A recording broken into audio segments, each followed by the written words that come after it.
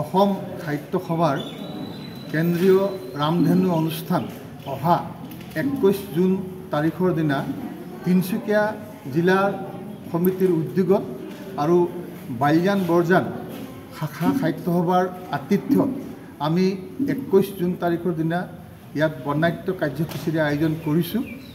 এই কাৰ্যসূচীত আমাৰ অসমৰ মাননীয় সভাপতি প্ৰধান সম্পাদক উপসভাপতিৰ লগতে কেইবাগৰাকীও বিশিষ্ট ব্যক্তিসকল উপস্থিত থাকিব আৰু আমি এই কাৰ্যসূচী আমি আজি আৰু এটা কাৰ্যসূচী আমি আয়োজন কৰিছিলোঁ।